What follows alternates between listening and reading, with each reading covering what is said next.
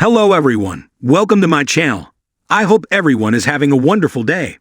Before starting the video, please go ahead and hit the subscribe button and give this video a like up. The Young and the Restless was only intended to stick around for a few months, and Braden almost didn't accept the role for which he will always be best known. But he told CBS News in 2020, "I was playing tennis with Dabney Coleman, who's probably best known as the boss from Hell in 9 to 5. He said, 'Do it. You'll love it.' Braden did, and eventually, indeed, he did love it. Not only that, but thanks to the duality with which late, great head writer William J. Bell imbued Victor, he quickly became not just a villain that the audience hated, but an anti-hero that they loved to hate. He is on one hand tough, ruthless, his portrayer told CBS. But he's also vulnerable. He wants to be loved, and he wants to love. But he can't really. That push/pull between the opposing forces within Victor has kept Young and Restless viewers hooked for more than 4 decades now. You can watch his interview in full below.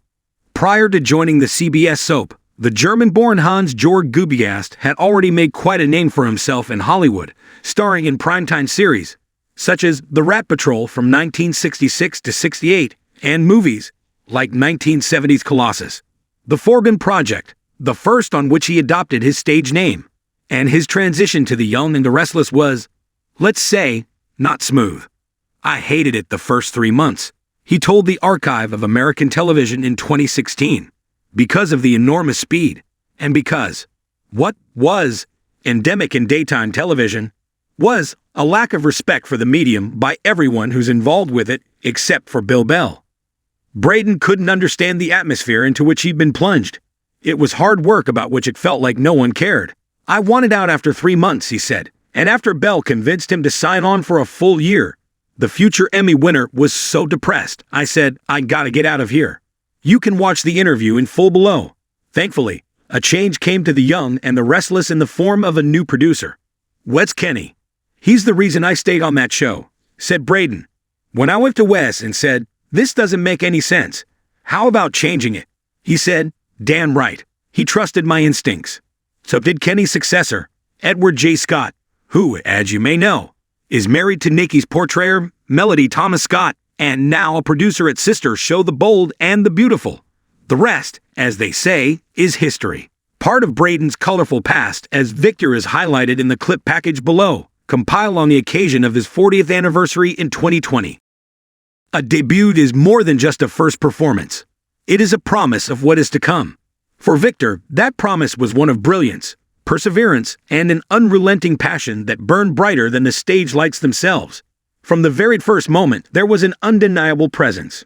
A rare charisma that drew audiences in like gravity, an energy that turned even silence into an expectant roar. It wasn't just about talent. It was about impact. Victor's debut was not simply an introduction, but a moment of transformation. It was a shift in the landscape, a new standard set, a fresh wave in an ever-changing sea of artistry. The path from debut to legacy is never easy. It is filled with obstacles, with moments of doubt, with the struggle of proving oneself over and over again. Yet Victor embraced every challenge with an unwavering spirit. Each performance became a brushstroke on the grand canvas of his career, painting a masterpiece that grew more refined with time. There were highs, thunderous applause, standing ovations, the recognition that came with hard work and perseverance.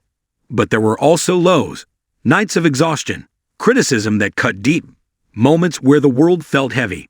Yet through it all, Victor never wavered. With every triumph and every setback, he only grew stronger, more refined, more undeniable.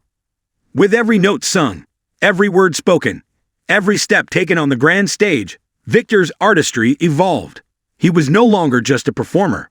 He was a storyteller, a visionary, an icon whose influence stretched far beyond the boundaries of any single moment. No journey is walked alone, and Victor's path was illuminated by the unwavering support of those who believed in him from the very beginning.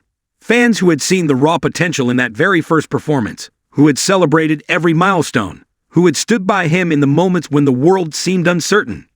This anniversary is not just a celebration of Victor. It is a celebration of the bond that exists between an artist and those who believe in them.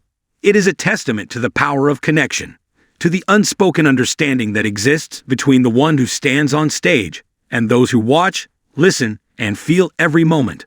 The gratitude that flows from Victor's heart is immeasurable. Every cheer, every message of encouragement, every unwavering show of support has been a fuel, a guiding light in the journey toward greatness. Anniversaries are both a reflection of the past and a glimpse into the future. As we celebrate this milestone, we are reminded that this is only the beginning. Victor's journey continues, his dreams stretch endlessly toward the horizon, and his influence only grows with each passing day. What comes next? More breathtaking performances, more unforgettable moments, more history waiting to be written. The story of Victor is still unfolding, and every supporter, every fan, every believer is a part of it. From the first moment of that debut to this anniversary and beyond, Victor's light continues to shine. A beacon of passion, of artistry, of an unyielding pursuit of excellence. And as we look ahead, one thing remains certain. The world has only just begun to witness the full brilliance of Victor's legacy.